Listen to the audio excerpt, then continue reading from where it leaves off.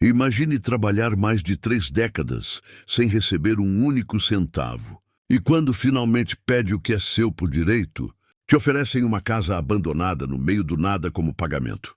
Parece humilhação, certo? Mas para Mariana, aquela casa miserável, escondida nas rochas, foi o começo de algo muito maior e muito mais sombrio do que ela poderia imaginar. Porque naquela primeira noite gelada, ao explorar aquelas paredes úmidas e frias, ela encontrou mensagens gravadas na pedra, mensagens de outra mulher que também foi abandonada ali para morrer. E o que Mariana descobriu enterrado na montanha foi uma verdade, tão brutal que colocou sua vida e a de seus filhos em perigo mortal. Se você gosta deste tipo de conteúdo, não se esqueça de se inscrever em nosso canal. Nós postamos um vídeo todos os dias. E dê like no vídeo caso você goste desta história. E deixe nos comentários, contando de onde você é e que horas você nos ouve. Vamos à história. O ônibus deixou Mariana Cordeiro e seus 4 filhos ao pé da serra, junto a uma placa enferrujada que mal dava para ler Vila Santa Rosa. Lá em cima, entre as pedras cinzentas e o céu carregado de janeiro, dava para ver a silhueta de uma casa cravada na montanha como uma ferida antiga. O motorista entregou as 2 sacolas de pano que guardavam toda a vida deles e arrancou, sem dizer uma palavra. A poeira da estrada cobriu os sapatos rasgados. As crianças olhavam para cima com olhos assustados. Carolina, a mais velha de 14 anos, carregava o mais novo, Daniel, de apenas 5. Os gêmeos, Marcos e Felipe, de 11, se agarravam às alças das sacolas como se fossem cair do mundo. O vento soprava frio das serras de Minas Gerais e trazia cheiro de eucalipto e pedra molhada. "Mãe, a gente vai morar ali mesmo?" o perguntou Carolina com voz trêmula.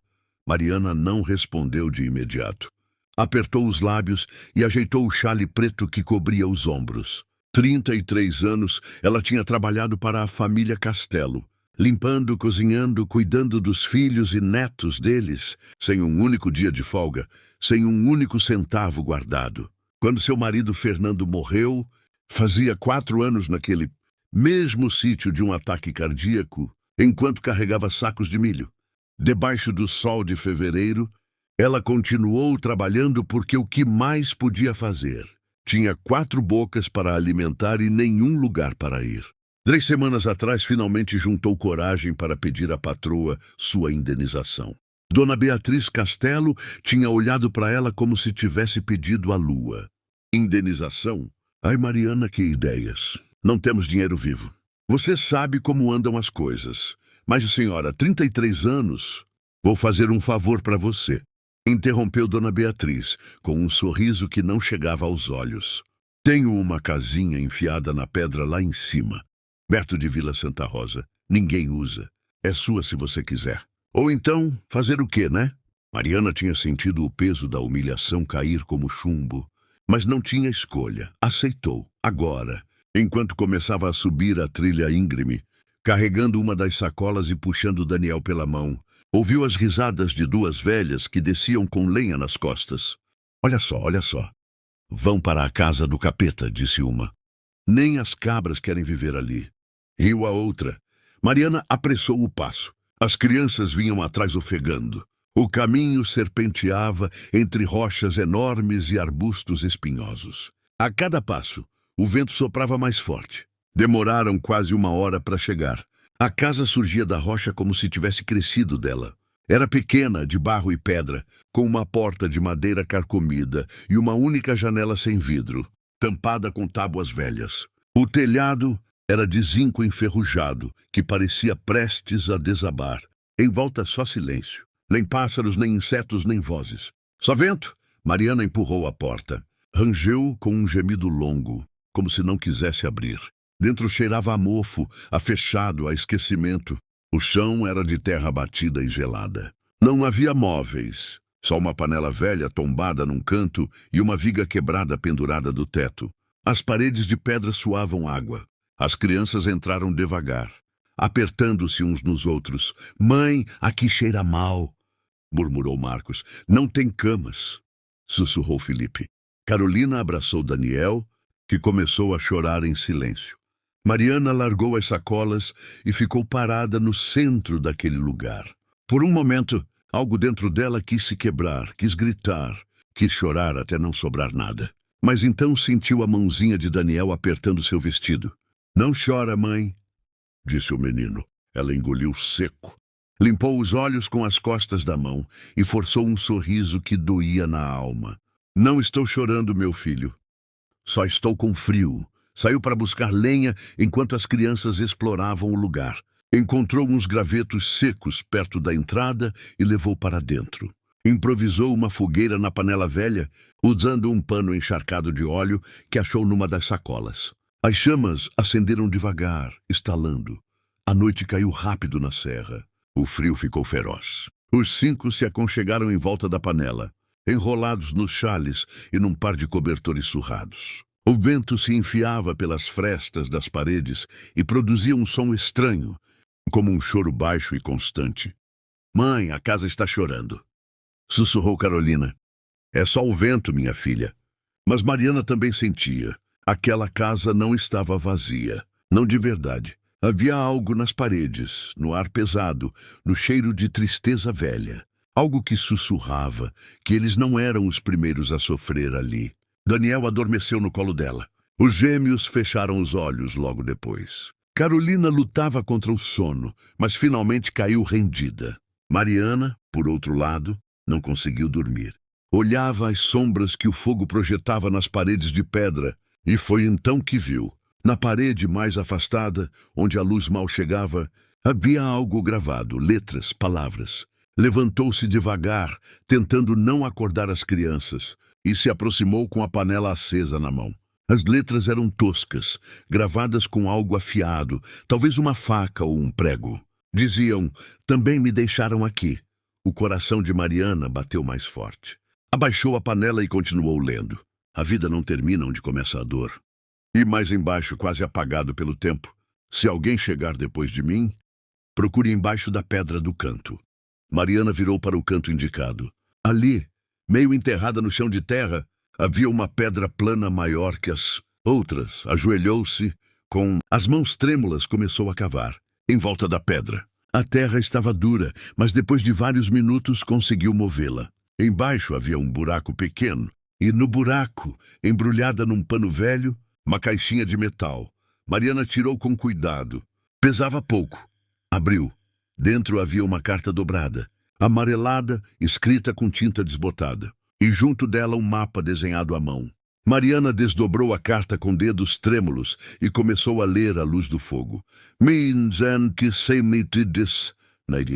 Meu nome era Clara. Trabalhei para os Castelo durante 25 anos. Me prometeram casa, salário, respeito. Me deram isto. Me deixaram aqui até eu adoecer e não conseguir mais descer. Ninguém veio. Ninguém perguntou.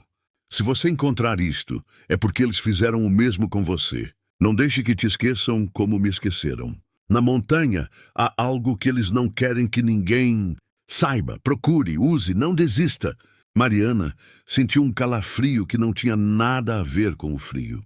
Olhou o mapa. Mostrava a casa, a trilha e mais acima, marcado com uma cruz, um ponto na montanha.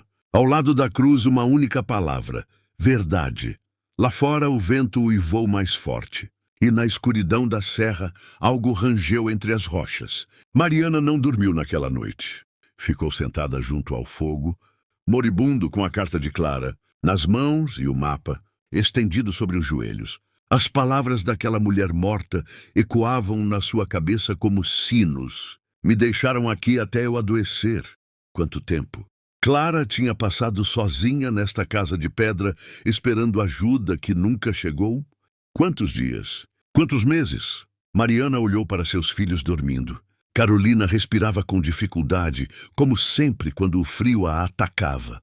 Os gêmeos se abraçavam para se aquecer. Daniel tremia até em sonhos. Não podia deixar que esta casa virasse o túmulo deles também. Guardou a carta e o mapa dentro da blusa junto ao peito e se deitou ao lado das crianças. Fechou os olhos só quando o amanhecer começou a iluminar as frestas da porta. O choro de Daniel a acordou. Estava com fome. Todos estavam com fome. Mariana se levantou com o corpo dolorido. Revisou as sacolas. Sobravam 3 tortilhas duras, um pedaço de queijo seco e meio litro de água numa garrafa amassada. Partiu as tortilhas em pedaços pequenos e repartiu o queijo. As crianças comeram em silêncio, sem reclamar, mas Mariana via nos olhos deles o medo que tentavam esconder. "Mãe, quando vamos ter comida de verdade?" Perguntou Marcos com voz quase inaudível. "Logo, meu filho. Vou descer para o vilarejo procurar trabalho. Vocês ficam aqui e cuidam da casa. Eu vou com você", disse Carolina se levantando. "Não, você cuida dos seus irmãos." "Não demoro." Carolina apertou os lábios, mas assentiu. Mariana colocou o chale, escondeu bem a carta e o mapa e saiu. A descida era mais perigosa do que lembrava. As pedras soltas rolavam sob seus pés. 2 vezes quase caiu. Quando chegou ao vilarejo, já eram quase 10 da manhã. Vila Santa. Rosa era um punhado de casas de barro em volta de uma pracinha, com uma igrejinha e uma venda de secos e molhados. Havia uma oficina mecânica, um boteco fechado e um orelhão. Na pracinha, 3 mulheres conversavam junto à fonte seca. Mariana se aproximou com cuidado. "Bom dia", cumprimentou. As mulheres a olharam de cima a baixo. Uma delas, gorda e de olhos pequenos, sorriu com malícia. "Ah, você é a que se meteu na Casa da Pedra." "Sim, senhora. Procuro trabalho." "O que for. Lavar, cozinhar, limpar." "Aqui não tem trabalho", interrompeu outra, magra e com o cabelo preso numa trança. "E menos ainda pra gente de fora. Eu não sou de fora. Sou de Carmo do Paranaíba. Trabalhei muitos anos no sítio dos Castelo." As 3 mulheres trocaram olhares. A gorda riu baixinho. "Ah, claro. Os Castelo. Esses sabem como tratar a gente. O que a senhora quer dizer?" "Nada, nada.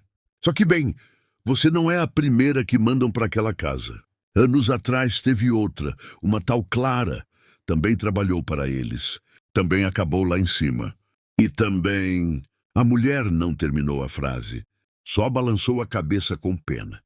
Mariana sentiu um nó no estômago. "O que aconteceu com Clara?" "Ficou doente. Tossia sangue. Desceu umas vezes pedindo ajuda, mas ninguém quis se meter com os Castelo. Um dia parou de descer.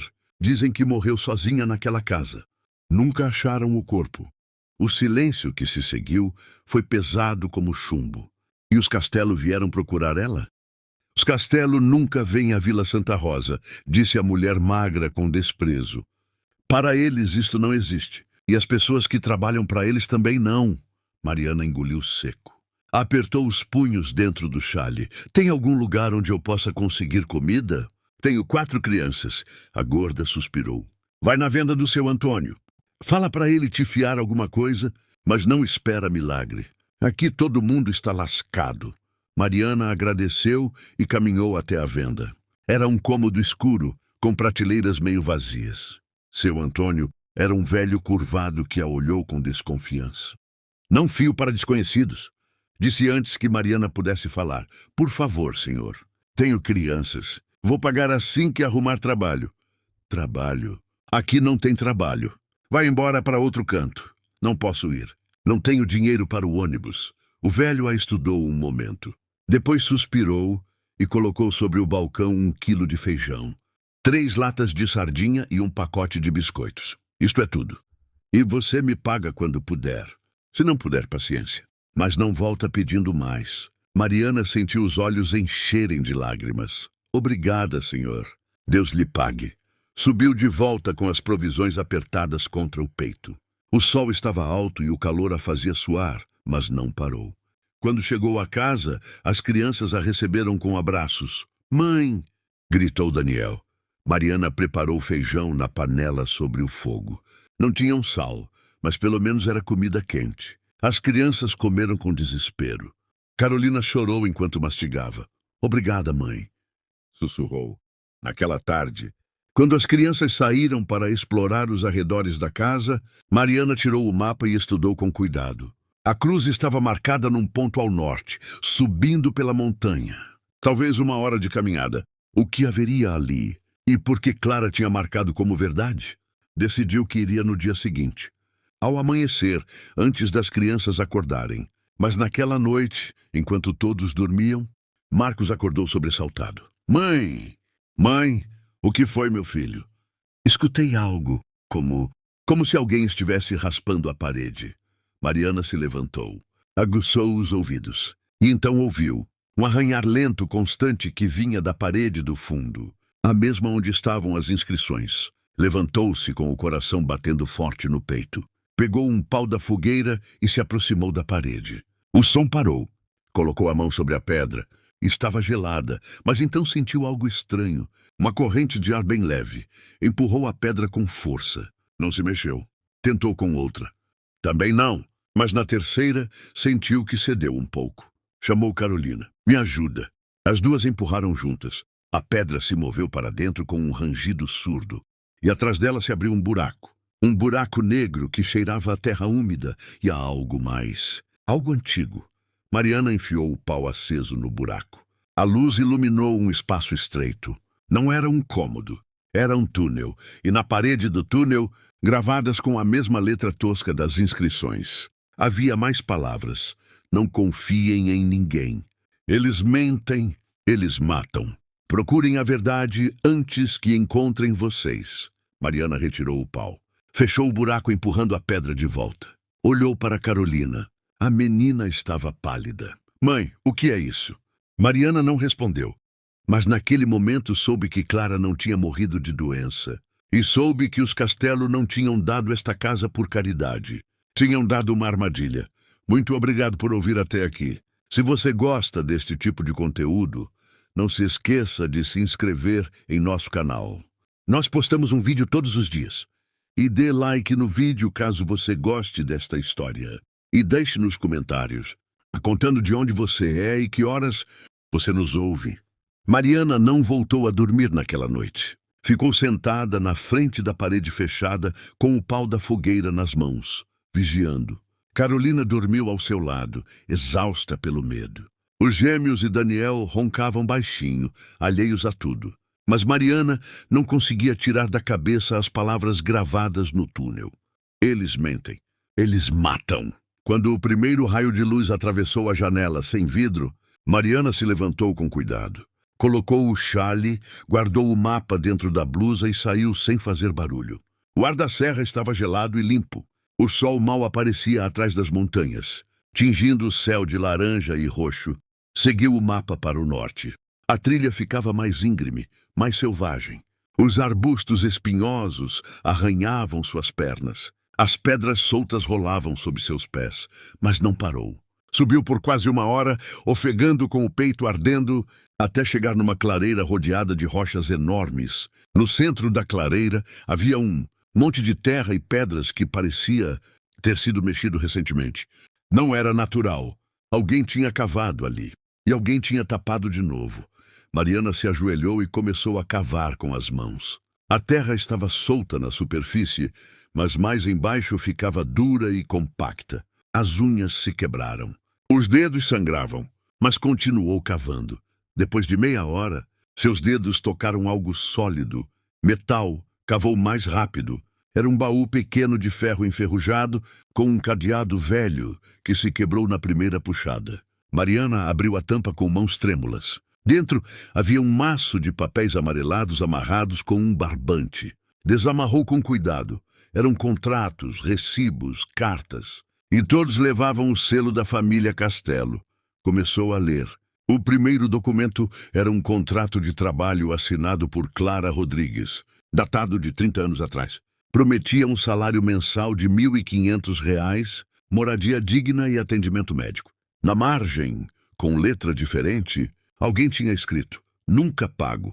O segundo documento era um recibo assinado pelo patrão, seu Arnaldo Castelo, reconhecendo uma dívida de R$ 42 mil com Clara por salários atrasados. A assinatura estava clara, a data também, mas o recibo nunca tinha sido cobrado. O terceiro documento era uma carta escrita por Clara dirigida a um advogado de Belo Horizonte. Nela, Clara descrevia anos de abuso, humilhações, pancadas e finalmente seu confinamento forçado na Casa da Pedra. Me trouxeram aqui porque ameacei denunciá-los. Disseram que, se eu falasse, me matavam.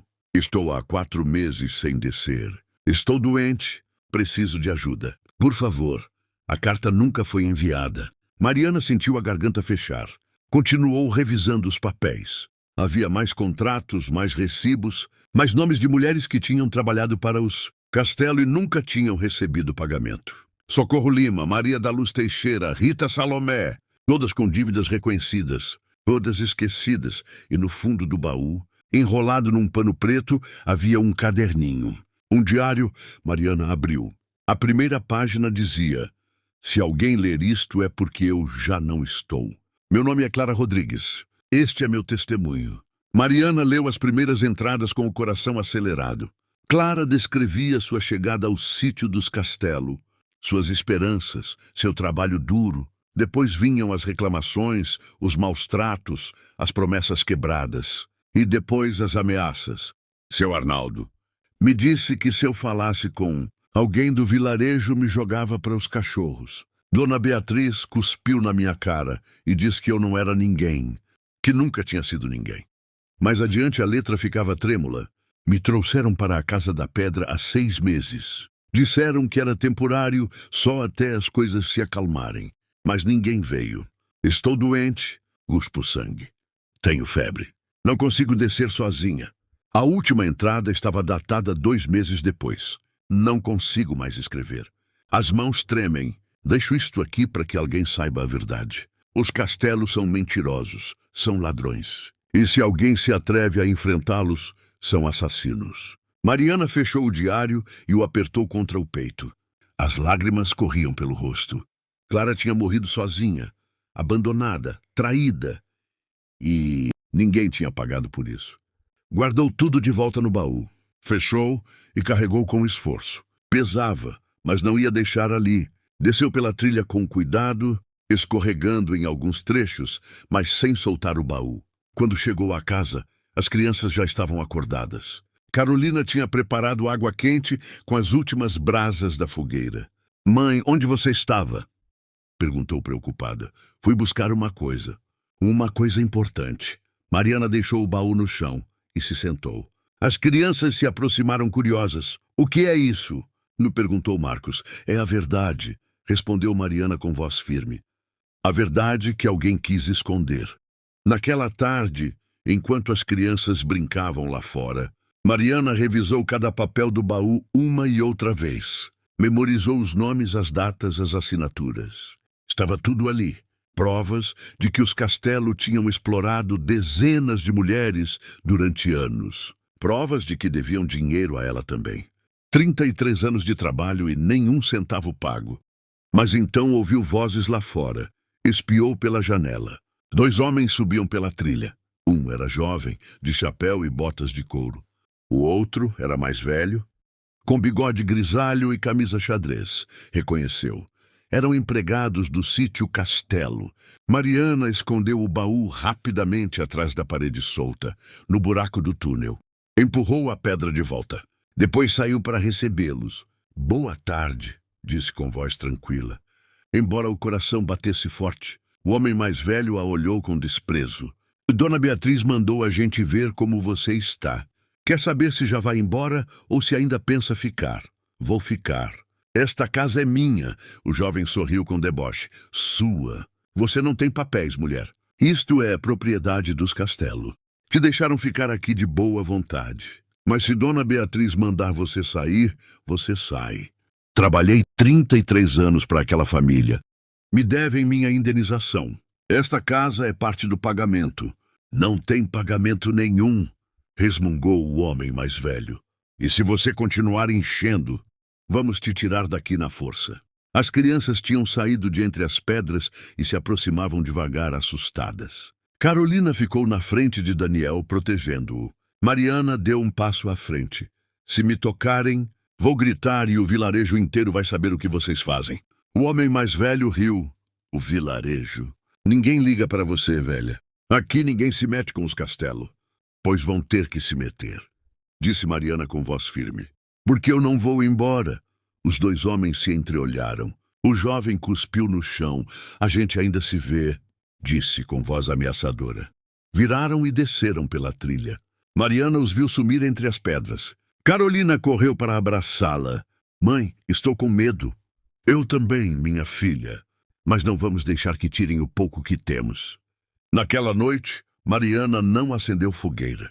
Não queria que ninguém soubesse que estavam ali. Os 5 dormiram aconchegados no escuro, em silêncio, mas à meia-noite Mariana ouviu algo.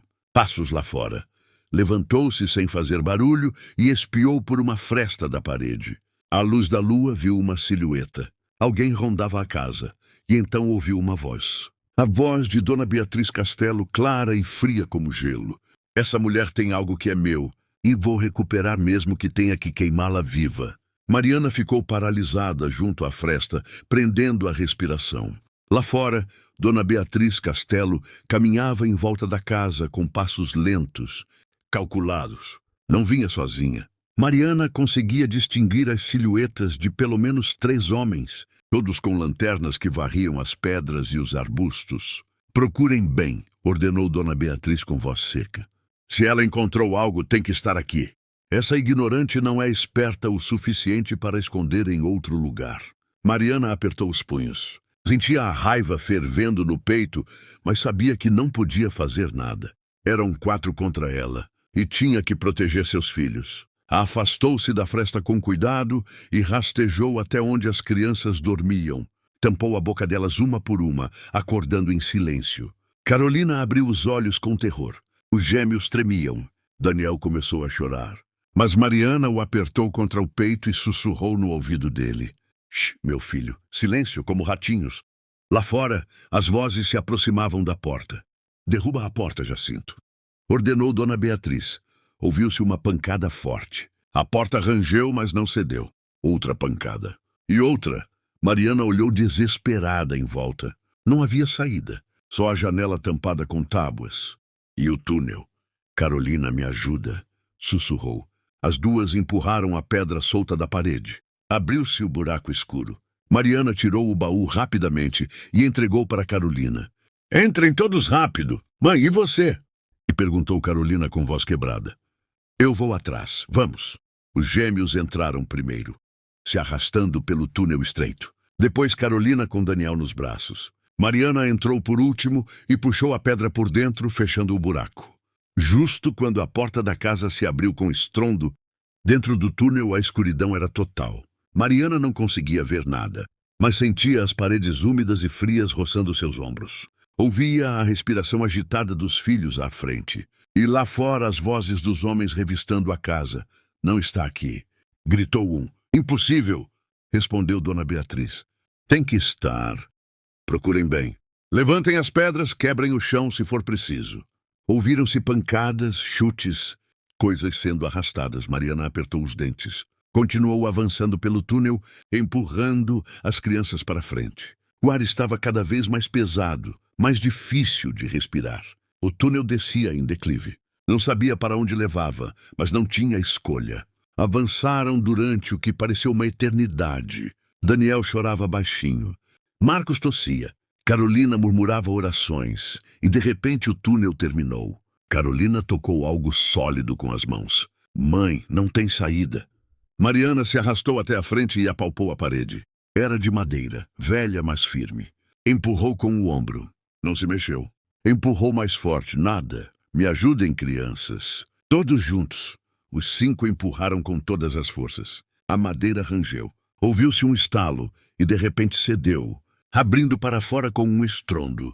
Caíram em cascata sobre um chão de terra. Mariana levantou a vista. Estavam em outro cômodo, pequeno, com paredes de barro, um teto de vigas carcomidas e uma janela alta por onde entrava um raio de lua. Num canto havia uma cama de madeira podre, e na cama, coberto por uma manta velha, havia um volume. Mariana se aproximou devagar. Levantou a manta. Era um esqueleto pequeno, encolhido, com farrapos de roupa ainda grudados nos ossos. No pescoço, um colar de contas vermelhas. E nas mãos ossudas, agarrado como uma última súplica, um terço, Carolina gritou. Mariana tampou a boca dela. Silêncio, sussurrou com voz sufocada. É ela! É Clara! As crianças se abraçaram, chorando em silêncio. Mariana sentiu algo se quebrar dentro dela. Clara não tinha morrido sozinha na Casa da Pedra. Tinham trancado ela aqui, neste cômodo escondido, sem janelas, sem saída. E a deixaram morrer de fome e sede. Mariana fechou os olhos. Apertou o baú contra o peito. E naquele momento jurou que Dona Beatriz Castelo ia pagar. Levantou-se e revisou o cômodo. Havia uma porta de madeira na parede oposta. Empurrou com cuidado. Dava para um corredor estreito. E o corredor para uma escada que subia. Subiram com cuidado. A escada terminava numa alçapão. Mariana empurrou devagar. Saíram para um porão abandonado. E do porão, por outra escada, para uma casa velha em ruínas. Estavam em Vila Santa Rosa, na parte baixa do vilarejo, atrás da igreja.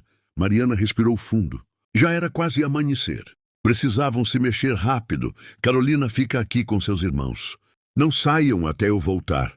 Mãe, não vai embora, suplicou a menina. Preciso ir para a delegacia. Isto tem que acabar hoje. Saiu da casa em ruínas com o baú debaixo do braço. Caminhou pelas ruas vazias do vilarejo até chegar ao orelhão. Discou o número da delegacia de Belo Horizonte, que estava colado na parede. Atendeu uma voz sonolenta. Delegacia Regional. Alô? Preciso falar com a delegada. É urgente. A delegada não atende antes das 9. É sobre um assassinato. E sobre uma família que roubou durante 30 anos. Houve um silêncio do outro lado. Aguarde na linha. 5 minutos depois, uma voz de mulher firme e séria falou ao telefone. Sou a delegada Ferreira. Quem fala? Meu nome é Mariana Cordeiro. Encontrei um corpo. E tenho provas de que a família Castelo explorou e roubou dezenas de mulheres. E de que assassinaram uma delas. A delegada ficou em silêncio um momento. Onde você está? Em Vila Santa Rosa, na Casa da Pedra. Estou indo para aí. Não se mova e não fale com ninguém. Mariana desligou. Voltou correndo para a casa em ruínas. As crianças ainda estavam ali, abraçadas, assustadas. Mariana as abraçou também. Já vem ajuda, disse. Já está quase no fim. Mas então ouviu vozes lá fora. Passos apressados. Espiou por uma fresta da porta. Dona Beatriz Castelo vinha descendo pela rua, seguida pelos homens. E vinha direto para a casa em ruínas. Alguém tinha visto. Alguém tinha contado onde estavam. Dona Beatriz bateu na porta com força. Mariana Cordeiro, sai agora mesmo ou derrubo esta porta. Mariana olhou para os filhos. As crianças tremiam. Carolina a olhava com os olhos cheios de terror. E então Mariana tomou uma decisão. Abriu a porta. Dona Beatriz estava na frente dela, com o rosto contorcido de raiva. Ao lado, os 3 homens a olhavam com ódio. Me dá o baú, exigiu Dona Beatriz. Não vou pedir de novo. Vou arrancar dos seus braços se for preciso. Tente, disse Mariana com voz firme. Mas te aviso que a delegada já está vindo. E que o corpo de Clara Rodrigues está no porão desta casa. E que o vilarejo inteiro vai saber que vocês mataram ela. Dona Beatriz empalideceu. Os homens se entreolharam nervosos. Você está louca, sussurrou Dona Beatriz. Ninguém vai acreditar em você. As provas falam por si. Dona Beatriz deu um passo à frente, levantando a mão como para bater. Mas então ouviram o rugido de um motor. Uma viatura branca com o brasão do estado parou na frente da casa. Desceram 3 policiais com lanternas e armas. Na frente vinha uma mulher de terno cinza e óculos. A delegada Ferreira. Dona Beatriz recuou. Isto é um mal-entendido.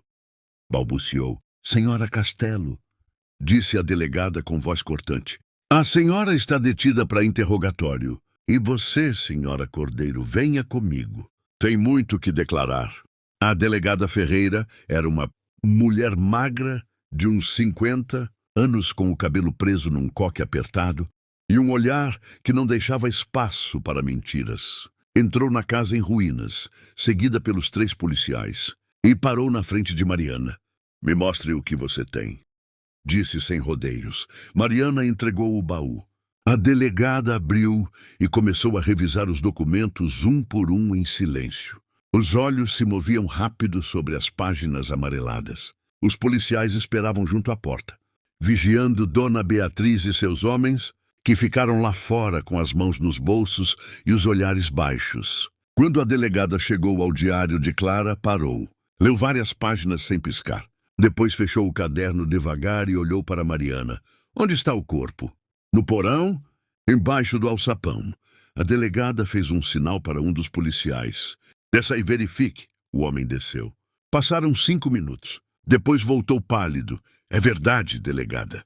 Tem restos humanos. E pelo Estado estão ali há anos. A delegada assentiu. Virou para a porta e chamou Dona Beatriz com um gesto seco. Entre! Dona Beatriz entrou com passos vacilantes. Não tinha mais a segurança de antes. O rosto estava tenso, os lábios apertados, mas ainda tentava manter a compostura. Isto é um absurdo, disse com voz trêmula. Essa mulher está inventando tudo. Eu não sei nada de corpo nenhum. A delegada a olhou fixamente. Senhora Castelo, tenho aqui contratos assinados pela senhora e seu marido, recibos de dívidas reconhecidas, e um diário onde Clara Rodrigues descreve em detalhes como foi trancada nesta casa por ordens diretas da sua família. Quer me dizer que tudo isto é inventado? Aquela mulher era louca. Era mentirosa. Foi embora sozinha. Nós não tivemos nada a ver. E por que o corpo dela está trancado num porão, secreto embaixo de uma casa abandonada, que pertence à sua família? Dona Beatriz abriu a boca, mas não saiu palavra nenhuma. A delegada fechou o baú e se levantou. Senhora Castelo, a senhora está presa sob suspeita de homicídio doloso e exploração de trabalho. Seus bens ficam congelados até terminar a investigação.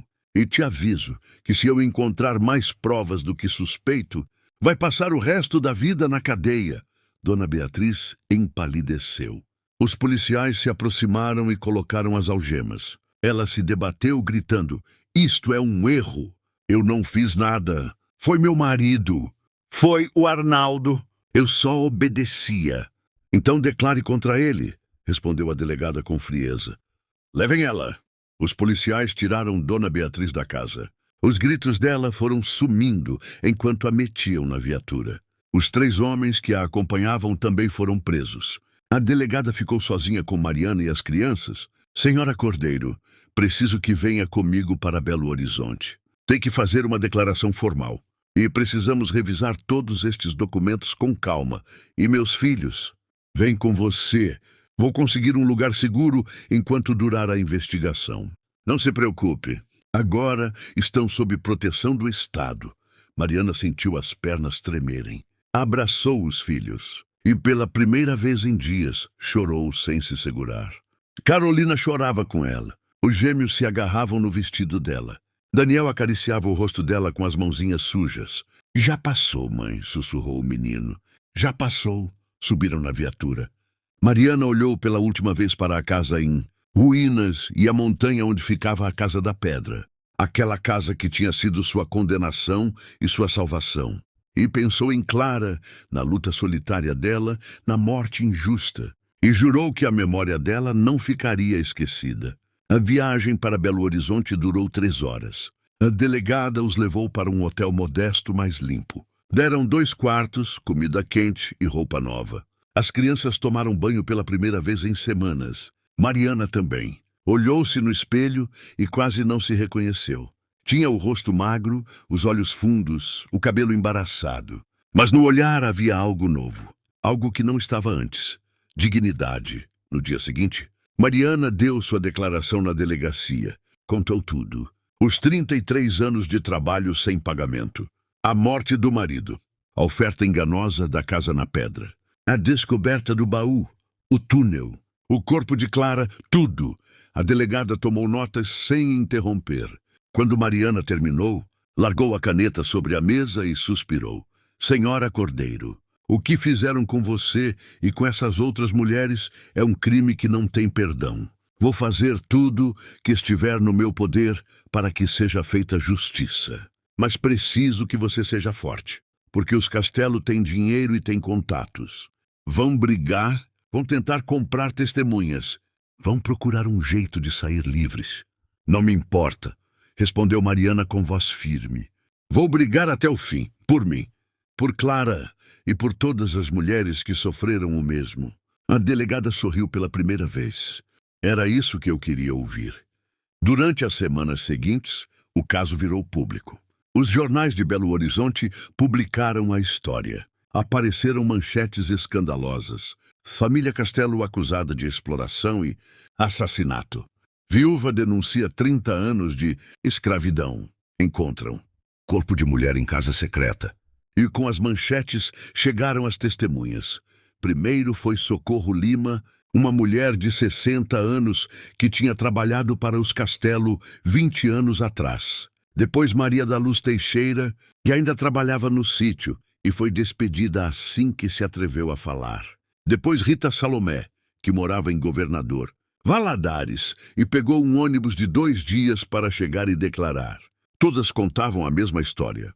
Promessas quebradas, salários roubados, maus tratos, humilhações, ameaças. O escândalo cresceu. A imprensa de São Paulo se interessou. Um repórter da Globo foi para a Vila Santa Rosa e entrevistou os vizinhos. A gente do vilarejo, que antes calava por medo, agora falava. Contavam como os Castelo controlavam tudo. Como castigavam quem os enfrentava. Como tinham destruído famílias inteiras. Seu Arnaldo Castelo foi preso no sítio 2 semanas depois. Tentou fugir para a fronteira, mas foi detido num posto. Quando o levaram algemado na frente das câmeras, gritava que tudo era uma conspiração. O julgamento começou 1 mês depois. Mariana declarou na frente de um júri de 12 pessoas. Falou com voz clara, sem tremer. Contou sua vida, seu trabalho, sua dor. E mostrou as provas. Os contratos, os recibos. O diário de Clara. Os advogados dos Castelo tentaram desacreditar tudo. Disseram que os documentos eram falsos, que Clara era mentirosa, que Mariana estava inventando tudo por dinheiro. Mas então a delegada apresentou o laudo pericial. Os restos de Clara tinham sido analisados. Causa da morte: desnutrição severa e desidratação. Tempo de morte: aproximadamente 25 anos. E no porão onde foi encontrada, acharam impressões digitais. Impressões que coincidiam com as de seu Arnaldo Castelo. A sala explodiu em murmúrios. O advogado de defesa tentou argumentar que as impressões podiam ser velhas, de quando a casa ainda era usada. Mas então falou Rita Salomé. Declarou que ela mesma tinha visto seu Arnaldo levar comida para o porão 25 anos atrás. Que tinha achado estranho.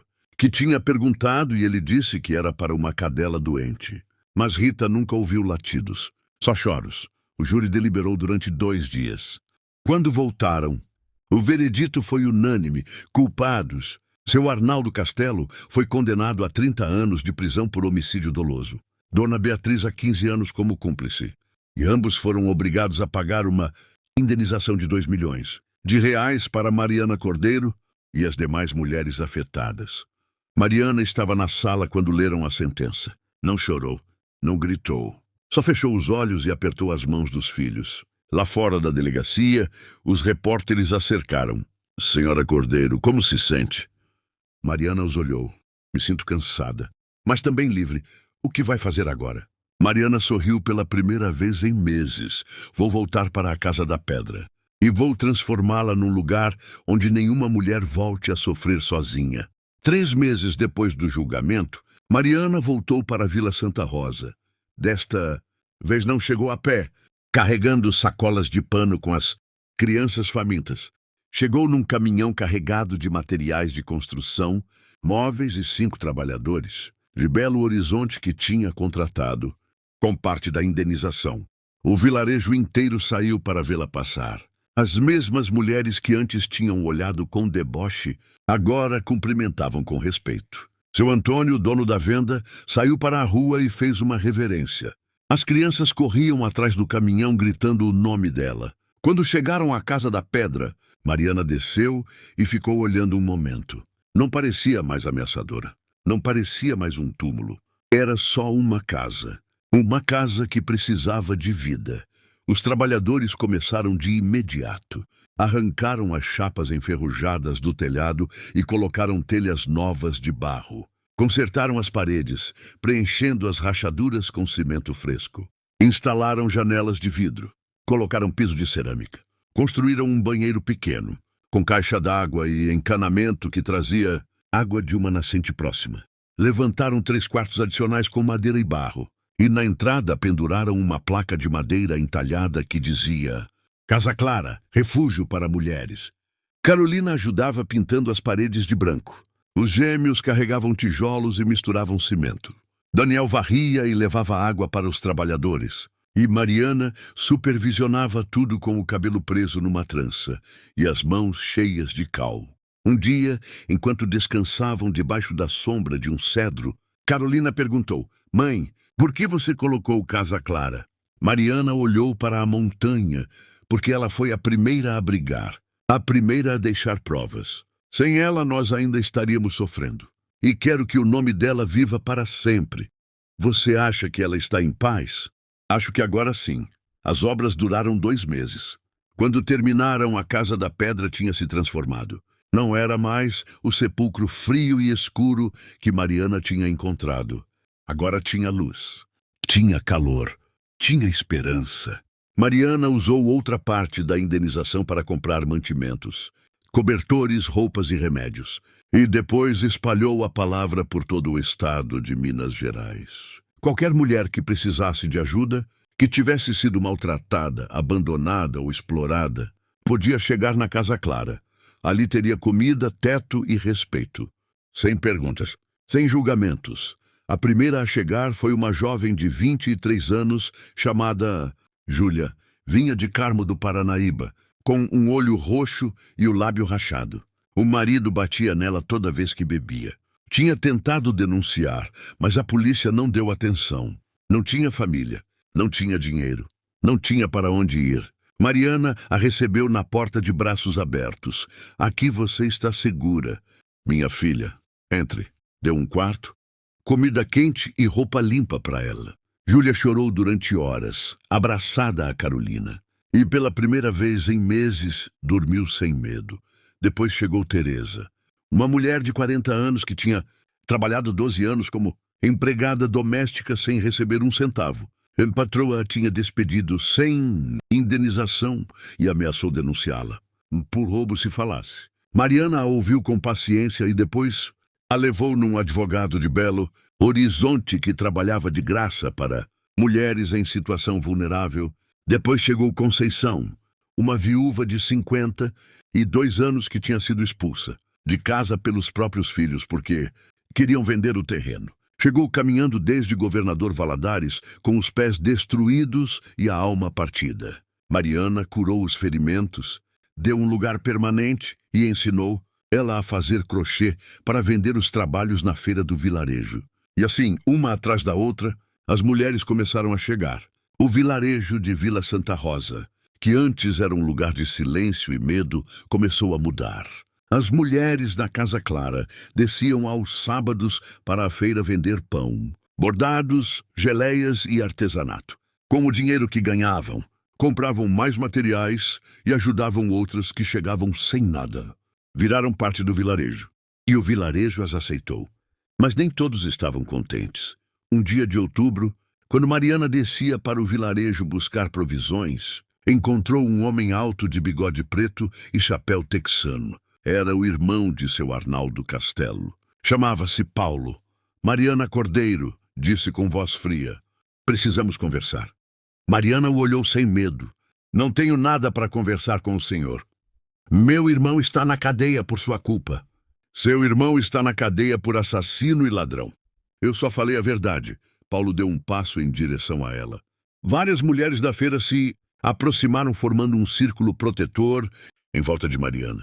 "Você vai pagar por isto", rosnou Paulo. "Você e todos que te apoiam. Vou recuperar aquela casa e te deixar na rua de novo." Mariana não recuou. "Aquela casa é minha. Tenho os papéis. E se tentar me tirar, vou denunciá-lo como denunciei seu irmão. Papéis podem queimar e testemunhas podem calar." Uma das mulheres da feira, a mesma que antes tinha zombado de Mariana, levantou a voz. "Já chega. Seu Paulo, deixa ela em paz ou chamo a polícia." Paulo olhou em volta. Mais gente tinha se aproximado. Homens e mulheres, todos olhando com reprovação. "Isto não vai ficar assim", disse entre dentes. Virou-se e foi embora. Mariana respirou fundo. As mulheres a cercaram perguntando se estava bem. Ela assentiu. Mas por dentro, sabia que Paulo Castelo não ia desistir tão fácil. Naquela noite, de volta na Casa Clara, Mariana reuniu todas as mulheres que moravam ali. Eram já 8. Contou o que tinha acontecido. "Pode ser que tentem nos assustar", Pode ser que tentem nos expulsar, mas não vamos deixar que tirem o que construímos. Estão comigo? Todas disseram que sim. Carolina, que agora tinha 15 anos e tinha virado a mão direita da mãe, falou com voz firme: se vierem, enfrentamos juntas. Mariana a abraçou. Naquela mesma semana, começaram a acontecer coisas estranhas. Uma noite, alguém jogou pedras contra as janelas. Outra noite, encontraram a porta do galinheiro aberta e 2 galinhas mortas. E numa madrugada, Mariana acordou com um cheiro de fumaça. Saiu correndo.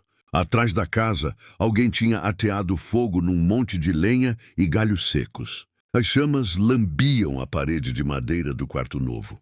Mariana gritou. Todas as mulheres saíram com baldes de água. Apagaram o fogo antes que se espalhasse. Mas a mensagem estava clara. Alguém queria queimá-las vivas. No dia seguinte, Mariana desceu de novo para o vilarejo. Mas desta vez não foi sozinha. Levou as 8 mulheres com ela. E juntas foram para o posto policial. O policial de plantão, um homem jovem de sobrenome Costa, as ouviu com atenção. Senhora Cordeiro, isto é grave. Vou colocar vigilância na casa. Não quero vigilância. Quero que prendam Paulo Castelo. Não temos provas de que seja ele. Quem mais vai ser? O policial suspirou. Olha, senhora, os Castelo têm advogados. Se eu prender ele sem provas, vão soltar em 2 horas e vão me processar. Preciso de provas. Mariana apertou os punhos. E se ele queimar a casa, isso vai ser prova suficiente? O policial baixou o olhar sem graça. Mariana saiu do posto com as mulheres. Todas estavam assustadas. Mas nenhuma falou em ir embora. Naquela noite, Mariana não dormiu. Sentou na entrada da casa com um facão sobre as pernas, vigiando. Carolina sentou ao lado dela com um pau grosso. E uma por uma as demais mulheres saíram e sentaram também, formando um círculo protetor em volta da Casa Clara. O vento soprava frio da montanha. As estrelas brilhavam no céu negro. E no silêncio da serra, Mariana soube que a briga não tinha terminado. Mas também soube que não estava mais sozinha. E então, na escuridão, ouviu o ronco de um motor se aproximando pelo caminho. O ronco do motor ficava cada vez mais alto. Mariana se levantou apertando o facão. As mulheres se levantaram também, formando uma linha na frente da casa. Carolina estava junto da mãe com o pau levantado. Os gêmeos saíram com pedras nas mãos. Até Daniel, com seus 6 anos, carregava um pedaço de madeira. Do caminho surgiram 3 caminhonetes. Pararam na frente da casa com os faróis altos acesos, cegando elas. As portas se abriram e desceram 7 homens. Paulo Castelo vinha na frente com uma garrafa de vidro na mão. Cheirava a gasolina. Última chance, Mariana. Gritou Paulo. Ou vai embora por bem ou te tiro na força. Esta casa é minha, respondeu Mariana com voz firme. E não vou embora, Paulo riu. Era uma risada fria, sem humor. Sua? Essa casa nunca foi sua. Meu irmão emprestou por pena, mas acabou a caridade. Agora pertence a mim. E se não sair em 5 segundos, queimo com você dentro. Faça, disse Mariana. Mas te aviso que desta vez não vai ficar impune. O vilarejo inteiro sabe que você está aqui. E a polícia também. Paulo olhou em volta. Os homens dele pareciam desconfortáveis. Um deles, um tipo magro de chapéu de palha, murmurou. Seu Paulo, melhor a gente ir. Isto pode ficar feio. Cala a boca, rosnou Paulo. Levantou a garrafa e acendeu um pano que saía do gargalo. As chamas se avivaram. Mariana não recuou. As mulheres também não. E então, do caminho, ouviram mais motores, mais luzes. Mas estas não eram de caminhonetes. Eram de viaturas. Chegaram 3. Pararam em semicírculo bloqueando a saída. Desceram 6 policiais com lanternas e armas. Na frente vinha o policial Costa. E atrás dele, a delegada Ferreira. Paulo Castelo, disse a delegada com voz cortante, solte essa garrafa ou te prendo por tentativa de incêndio. Paulo ficou paralisado. A garrafa ardia na mão dele. Os policiais apontaram as lanternas para ele. Isto é minha propriedade, gritou Paulo. Tenho o direito de estar aqui. Não, não tem, respondeu a delegada tirando um papel da pasta. Tenho aqui uma ordem judicial que reconhece Mariana Cordeiro como única dona desta casa e do terreno ao redor, assinada pelo juiz de Belo Horizonte há 3 dias. Se não sair imediatamente, será preso por invasão. Ameaças e tentativa de homicídio. Paulo olhou o papel. Depois, os policiais. Depois, Mariana. O rosto se contorcia de raiva. Isto não é justo. Minha família construiu esta casa. Sua família trancou uma mulher e a deixou morrer, disse a delegada com voz gelada. E depois tentou fazer o mesmo com outras. Não fale de justiça, Sr. Castelo. Você não sabe o que significa. Paulo apertou os dentes. Por um momento pareceu que ia jogar a garrafa mesmo assim. Mas então um dos homens dele colocou uma mão no ombro dele. Patrão, não vale a pena. Vamos embora. Paulo jogou a garrafa no chão com raiva. As chamas se apagaram na terra.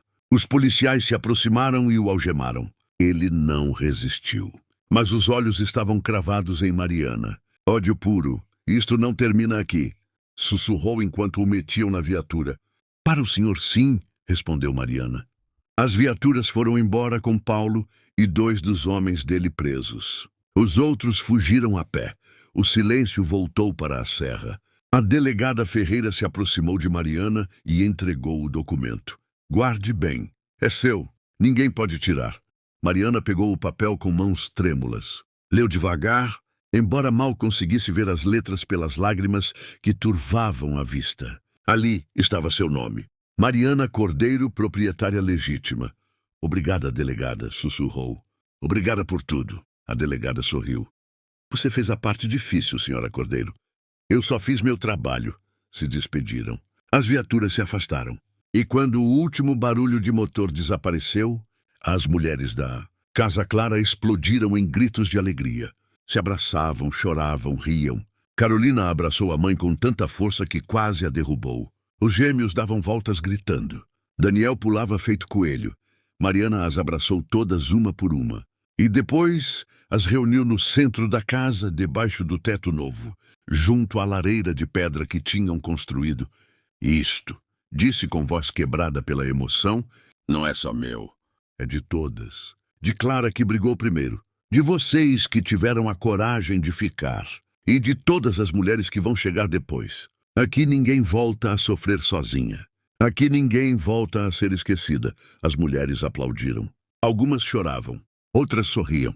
Todas se sentiam, pela primeira vez em muito tempo, seguras. Os meses que se seguiram foram de trabalho e crescimento. A Casa Clara se encheu de vida.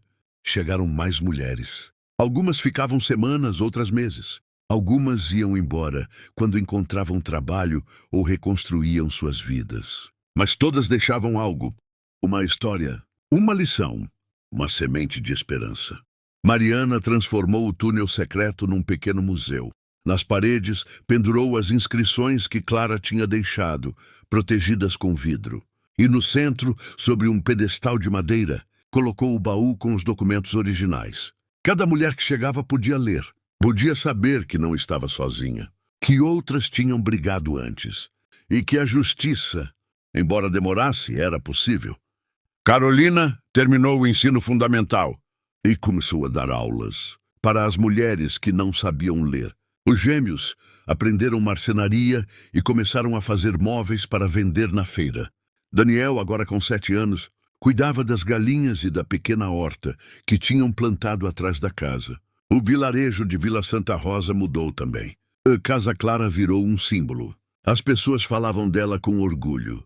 Os comerciantes doavam comida. A igreja organizava coletas. E as mulheres do vilarejo, que antes calavam por medo, agora falavam. Denunciavam abusos. Pediam ajuda. Se apoiavam entre si. 1 ano depois do julgamento, Mariana recebeu uma carta. Era de Socorro Lima, uma das mulheres que tinha testemunhado contra os Castelo. Contava que tinha aberto uma casa parecida em Governador Valadares. E que outras mulheres estavam fazendo o mesmo em Uberlândia, em Montes Claros, em Juiz de Fora. A semente que Clara tinha plantado com seu sofrimento e que Mariana tinha regado com sua coragem, estava crescendo por todo o estado. Uma tarde de dezembro, enquanto o sol se punha atrás das montanhas, Mariana subiu sozinha para a clareira onde tinha encontrado o baú. Levava flores silvestres nas mãos. Colocou sobre a terra mexida e se ajoelhou. Clara disse em voz baixa: "Não sei se você me escuta, mas quero que saiba que você não morreu em vão. Seu nome vive. Sua luta vive. E graças a você, muitas mulheres têm agora o que você nunca teve: esperança." O vento soprou suave entre os eucaliptos. E Mariana sentiu, embora não pudesse explicar, que Clara estava em paz. Voltou para casa quando já escurecia.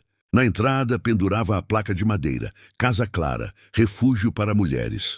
Embaixo, com letras menores que Carolina tinha entalhado naquela manhã, uma frase nova: a vida não termina onde começa a dor. Lá dentro preparavam o jantar. Ouviam-se risadas, conversas, o choro de um bebê recém-nascido de uma das refugiadas. A casa estava cheia de luz, de calor, de vida. Mariana parou na soleira e olhou tudo aquilo. Seu coração, que tinha estado partido durante tantos anos, se sentia completo. As crianças correram para abraçá-la. "Mãe, já vai jantar?" E perguntou Daniel. "Sim, meu filho." "Já vou." Entrou, fechou a porta. E pela primeira vez em 33 anos, Mariana Cordeiro sentiu que estava em casa. Se você se emocionou com esta história, se inscreva em nosso canal, porque as próximas serão ainda melhores.